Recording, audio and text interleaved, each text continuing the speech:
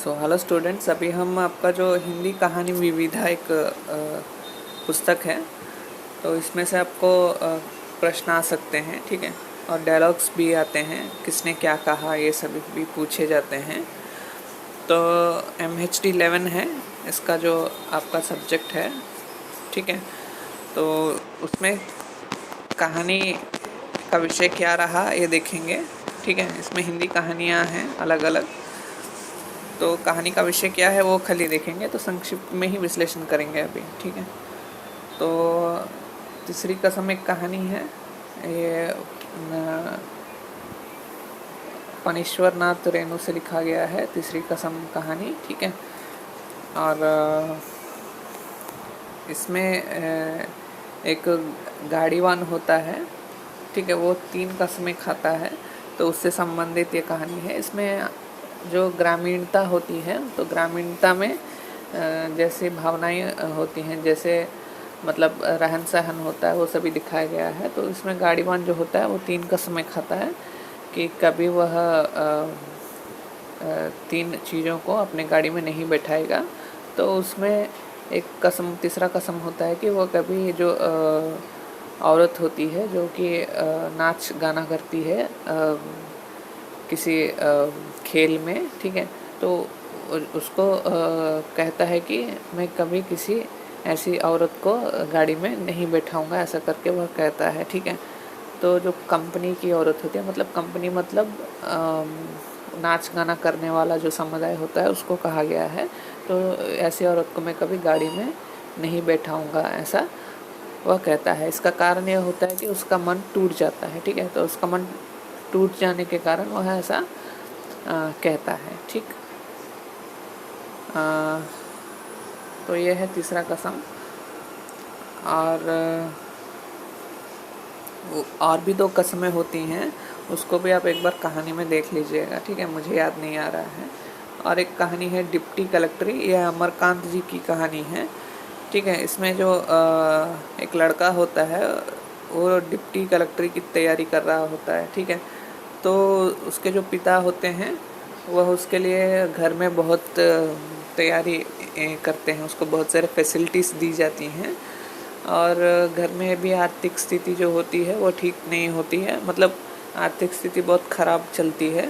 फिर भी जो लड़का वो होता है उसको पढ़ाई करने के लिए फैसिलिटीज़ दी जाती हैं, बहुत सारा उसमें खर्च होता है। फिर भी जो उस लड़के का पिता होता है वह इस आशय में कि जो उसका बेटा है वो डिप्टी कलेक्टर बन जाएगा, अच्छा पढ़ेगा, तो इस कारण से वह बहुत सारा धन खर्च करता रहता है। तो इसी के संबंध में डिप्टी कलेक्टरी कहानी लिखी गई है, ठीक है। फिर उसके बाद बदबू एक कहानी है, ठीक है। तो बदबू जो कहानी है, इसमें जो काम करने वाले लोग होते हैं, जो मजदूर लोग होते हैं, उनका जीवन चित्रण है। तो जब वो खाने को आते हैं तो पूरा उनके शरीर में गंदगी लग जाती है, तो इससे उनके शरीर से बदबू आती है, तो वो ठीक से खाना भी नहीं खा पाते हैं। मतलब उसके हाथों में भी बहुत सारे जो मतलब काम करते समय जो कुछ लग जाता है, तो इस कारण से उसको खाना भी ठीक से खाने को नहीं होता है। तो यही कहानी है बदबू की, ठीक है। तो कौन सी कहानी क्या है ये विषय भी आपको जानना है, और उसके लेखक कौन है उसको भी अगर आप याद रख सकते हैं तो अच्छा होगा, ठीक है। इससे क्या होगा कि जब भी आप किसी कहानी का सारांश लिखेंगे तो ये आपको बहुत ही यूज़फुल होगा, ठीक है, कौन सी कहानी किसने लिखी, ठीक है। फिर और यदि याद नहीं रहता है तो ठीक है, खाली कहानी का सारांश लिख देंगे, लेकिन याद रहता है तो निश्चित रूप से कहानी के लेखक कौन है वो लिखना है, ठीक है। और जो डायलॉग वाले क्वेश्चंस आते हैं, मतलब एक डायलॉग दिया जाता है और उसका संदर्भ सहित व्याख्या पूछा जाता है, तो उसमें लेखक के बारे में भी लिखना होता है 1 लाइन, ठीक है।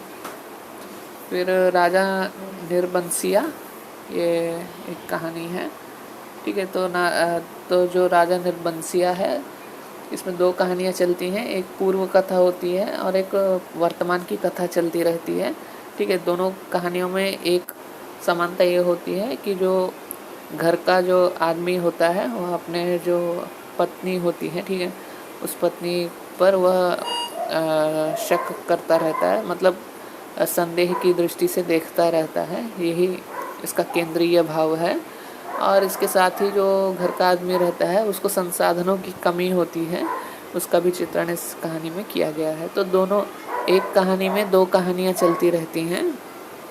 एक कहानी राजा निर्बंसिया की है और एक कहानी होती है प्रस्तुत कहानी, वह किसी और की होती है, उसका नाम मुझे याद नहीं आ रहा है, लेकिन फिर भी दो कहानियाँ इसमें चलती हैं, ठीक है। और फिर बिरादरी एक कहानी है,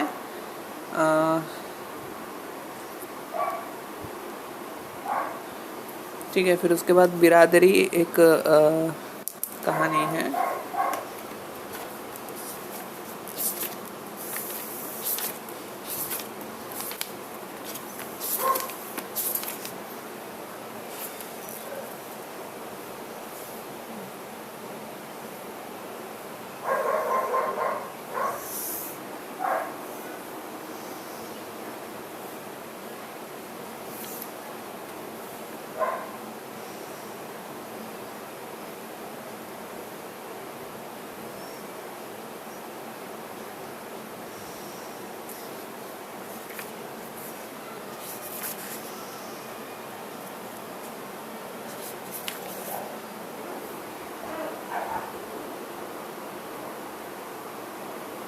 तो इस कहानी का मुझे अभी याद नहीं आ रहा है, तो बिरादरी एक बार आप देख लीजिएगा इसको। फिर उसके बाद हंसा जाए अकेला, ये भी मुझे अभी याद नहीं है।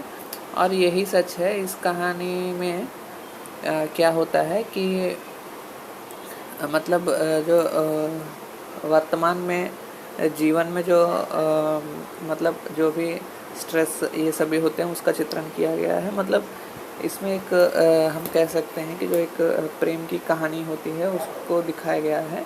मतलब जो वो दो लोग होते हैं वो बिछड़ जाते हैं, बिछड़ने के बाद फिर मिलते हैं, और मिलते हैं तो ऐसा लगता है कि फिर से वो दोनों मिल जाएंगे, लेकिन फिर से दूर हो जाते हैं, ठीक है।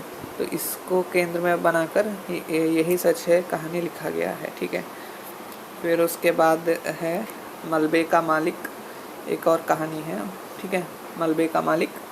तो इसमें देश विभाजन से संबंधित कहानी है। जब देश विभाजन हुआ तो पंजाब का भी विभाजन हो गया था। पंजाब जो है वह पाकिस्तान में भी होता है और भारत में भी होता है। तो पाकिस्तान के लोग भारत में हॉकी मैच देखने आते हैं तो अपने मोहल्ले में जाते हैं, ठीक है। तो तब वह देखते हैं कि उनका घर तो मलबा हो गया है, ठीक है। तो वही उसी को विषय बनाकर मलबे का मालिक कहानी लिखा गया है। और उसके बाद बहिर्गमन। बहिर्गमन में वर्तमान जीवन में जो शहरों में सभी लोग गांव से चले जाते हैं वहाँ रहने, लेकिन वहाँ कुछ कमाने को नहीं होता है, खाने को नहीं होता है, खाली इधर से उधर उधर से इधर यही सब चलता है, ठीक है। तो गांव में कुछ लोग कहते हैं कि मैं बड़ा आदमी बन गया हूँ शहर में, ऐसा कुछ कहते हैं, लेकिन वहाँ जाकर देखने से वहाँ कुछ नहीं होता है, ठीक है। तो उसी बात को यहाँ बहिर्गमन में बताया गया है। और गोरैया एक कहानी है। तो गोरैया कहानी बहुत छोटी और सरल कहानी है। इसमें जो गोरैया पंछी होती है उसके बारे में वर्णन किया गया है। तो इसमें मैं शैली में कहानी लिखा गया है, ठीक है। तो सब वाक्य मैं से प्रारंभ होता है। तो इसमें कहा गया है कि जो गोरैया है वो कैसे आती है, कैसे जाती है, लेखक के साथ उसका क्या व्यवहार है, ठीक है। वो बच्चों को उसके घर के समीप कहीं पैदा करती है, और फिर जब बच्चे पैदा हो जाते हैं तो उसके साथ लेखक खेलने लगता है, और फिर बाद में देखता है कि एक दिन सभी बच्चे उड़ जाते हैं, ठीक है। फिर उसके बाद फिर आते हैं और उससे खेलने लगते हैं। ये सभी जो वर्णन किया है गोरैया पंछी का, उसी का उसके बारे में ही कहानी है, ठीक है। फिर उसके बाद एक कहानी है ड्राइंग रूम, ठीक है। और ड्राइंग रूम कहानी ये है कि एक लड़की होती है जिसके जो माता पिता होते हैं बहुत ही धनवान लोग होते हैं, लेकिन जो लड़की होती है उसके पास कुछ बचता नहीं है, तो वह नौकरी करने के लिए उसको जाना होता है। तो वह एक समाचार पत्र में खबर देखती है, समाचार देखती है, और इस संबंध में किसी को पत्र लिखती है कि मुझे नौकरी चाहिए। तो मतलब पहचान का कोई होता है तो वह उससे मिलने आ जाता है, ठीक है। तो वह अपने ड्राइंग रूम में बैठा देती है, फिर बैठाती है और सब कुछ ऐसा बताती है कि जैसे तो उस उसके लिए नौकरी कुछ है ही नहीं। मतलब वो तो केवल ऐसे ही समय बिताने के लिए नौकरी करना चाहती है, लेकिन वास्तव में उसके लिए नौकरी बहुत महत्वपूर्ण होती है, ठीक है। तो इसी बात को ड्राइंग रूम में दिखाया गया है। मतलब ड्राइंग रूम तो देखने में बहुत ही अच्छा बनाया जाता है, लेकिन उस ड्राइंग रूम के पीछे सभी लोग इस आशा में बैठे होते हैं कि नौकरी उस लड़की को मिले तो हम सभी भी कुछ हम सभी को भी कुछ खाने को मिलेगा, ठीक है। तो यही ड्राइंग रूम कहानी है। फिर उसके बाद क्लाड इथराली, यह एक कहानी है। यह मुक्तिबोध से लिखा गया कहानी है।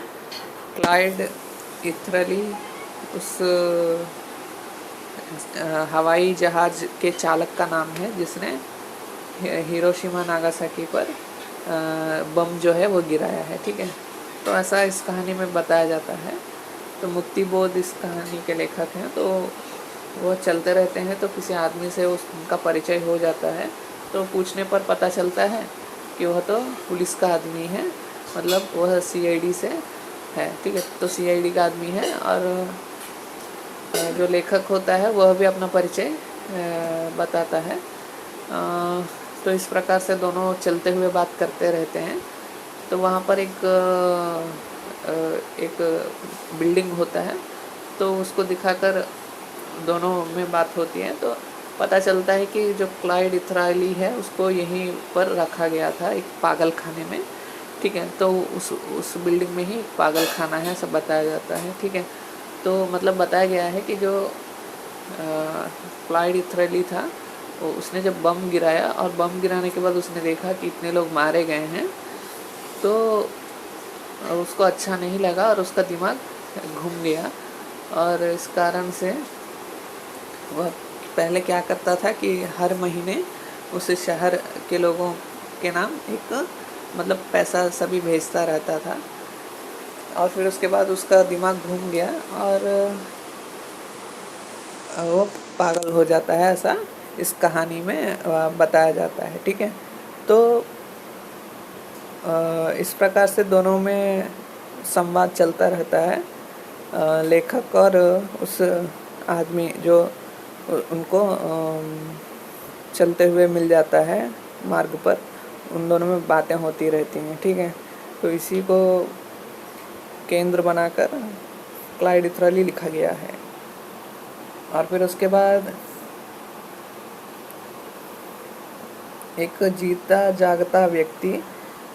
जागता व्यक्ति में दिखाया गया है कि एक जो केंद्रीय पात्र होता है कहानी का, वह चलता रहता है तो देखता है कि एक चिड़िया होती है, वह जो सड़क बनाते हैं ना, तो उसके लिए कुछ प्रयोग करते हैं। उसका कोई चीज़ होती है जो बहुत चिपचिपी होती है, ठीक है। तो उसमें वो चिड़िया फंस जाती है और निकल नहीं पाती है, ठीक है। तो लेखक उसको निकालने का प्रयास करता है पहले, लेकिन फिर सोचता है कि स्वयं निकल जाएगी, लेकिन निकल नहीं पाती है, ठीक है। तो इस प्रकार से बहुत समय देखता रहता है।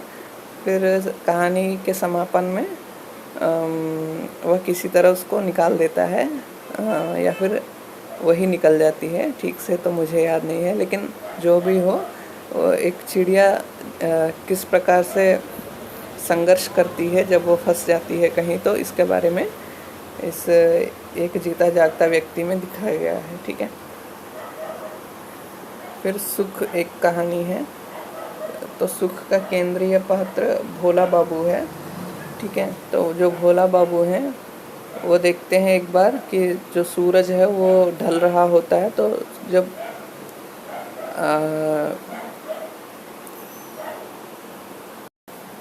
तो इस प्रकार से जो भोला बाबू होते हैं वो सूरज को देखकर बहुत आनंद लेते हैं, ठीक है। तो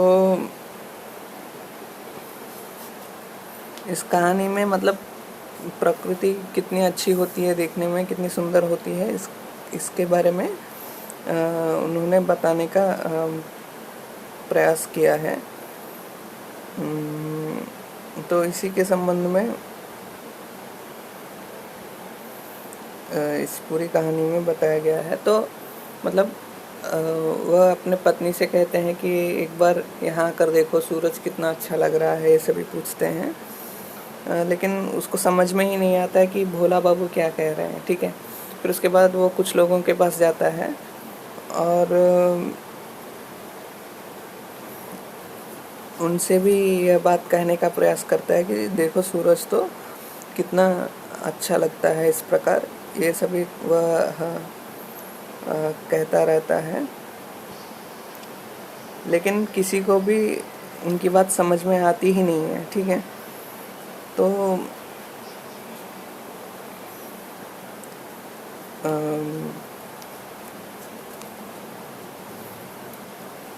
इससे जो भोला बाबू होते हैं उनको बहुत दुख होता है, ठीक है।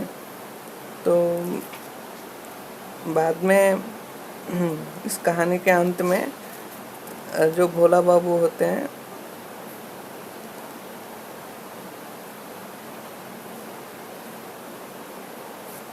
ठीक है, तो इस कहानी के अंत में जो भोला बाबू होते हैं वह बहुत ही दुखी होते हैं। तो उनकी पत्नी उनको समझाती रहती है, लेकिन भोला बाबू के बातों से उनकी पत्नी भी दुखी हो जाती है, ठीक है।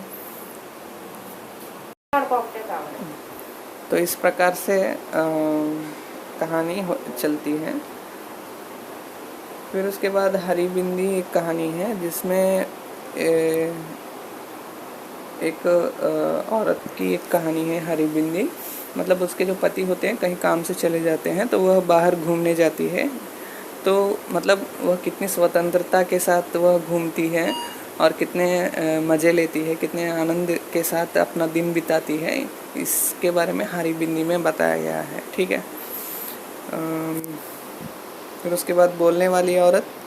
तो बोलने वाली औरत में क्या है कि एक जो औरत होती है, जो लड़की होती है, उसकी शादी हो जाती है। तो मतलब उसको जब वह अपने पति के घर जाती है तो उसको सभी कुछ ना कुछ कहते रहते हैं, और जब वह बात करती है तो उसको बोलने वाली औरत कहा जाता है, ठीक है। इस संबंध में यह कहानी लिखी गई है। फिर उसके बाद पार्टीशन एक कहानी है, उसके बारे में मुझे अभी याद नहीं है। और स्विमिंग पूल एक कहानी है। तो स्विमिंग पूल में क्या होता है कि जो एक पति पत्नी रहते हैं तो उनके घर के सामने एक नाला बह रहा होता है। तो इस नाले को बह रहा होता है और बहुत गंदगी होती है, उसको साफ़ करने के लिए बहुत कुछ कहा जाता है सभी अफसरों को, लेकिन कोई नहीं सुनता है। और इस कारण दोनों बहुत परेशान होते हैं। फिर उसके बाद एक समारोह होता है, मतलब एक घर में कुछ ऐसा समारोह करते हैं। तो एक वीआईपी आते हैं, ठीक है। वीआईपी मतलब बहुत ख़ास लोग, कोई ख़ास व्यक्ति आता है तो उससे उनकी पत्नी ये सभी कह देती है, लेकिन फिर भी समस्या नहीं सुलझती है, ठीक है। तो महीनों के महीनों गुजर जाते हैं लेकिन यही समस्या बनी रहती है, ठीक है। तो यही स्विमिंग पूल है, मतलब जो नाला है वही स्विमिंग पूल है। मतलब एक प्रकार से हम कह सकते हैं कि यही इस कहानी का व्यंग्य है, ठीक है। तो बायोडेटा जो कहानी है उसमें राजदेव मुख्य पात्र है, ठीक है। तो वो राजनीति में होता है और उसकी पत्नी जो है वो बच्चे को जन्म देने वाली होती है, लेकिन किसी कारण से वह वहाँ नहीं जा पाता है, फिर चला जाता है। तो भी दोनों की स्थिति बहुत गंभीर बनी रहती है। तो इस संदर्भ में वह सोचता है कि यदि उन दोनों को कुछ हो जाए तो मैं अपने बायोडेटा में लिखूँगा कि मैं वह राजदेव हूँ जिसके जो पत्नी और बच्चा है जिसके वो गुजर गए हैं, ऐसा मैं लिखूँगा करके सोचता है, यदि उनको कुछ हो जाए तो, ठीक है। फिर उसके बाद सीलिया एक कहानी है जिसमें एक लड़की होती है मध्य प्रदेश की, वह इंटरमीडिएट तक आ जाती है, तो समाचार में सूचना छपता है कि शूद्र करना, जो शूद्र कन्या है वह विवाह के लिए चाहिए। ठीक है, तो इस संदर्भ में सीलिया कहानी के समाप्त में निश्चय करती है कि वह अच्छे से पढ़कर अच्छी नौकरी करेगी और इस विवाह ये सब के चक्कर में नहीं पड़ेगी। ठीक है, तो यही सीलिया की कहानी है। और तलाश कहानी में के केंद्रीय पात्र जो हैं वह रामवीर सिंह हैं। ठीक है, रामवीर सिंह इस कहानी के केंद्रीय पात्र हैं। इसमें घर को वह तलाशते रहते हैं। ठीक है, घर को वह तलाशते रहते हैं। वो सरकारी अधिकारी होते हैं। ठीक है, तो वह सरकारी अधिकारी होते हैं, कर अधिकारी होते हैं। तो उनको बहुत समय के बाद घर मिलता है जहां उनको मांस मछली कुछ भी खाना नहीं खाने दिया जाता है। वैसे ये तो खाने की आदत रखते हैं और एक निम्न वर्ग से आते हैं। ठीक है, तो जिस काम वाली को वो रखते हैं खाना बनाने और घर की सफाई करने के लिए, उसको जो उस घर का मालिक होता है वो उसे ना रखने की बात कहता है। तो रामवीर सिंह उस घर को छोड़कर किसी दूसरे घर की तलाश में निकल जाते हैं। तो वही कहानी है तलाश में। ठीक।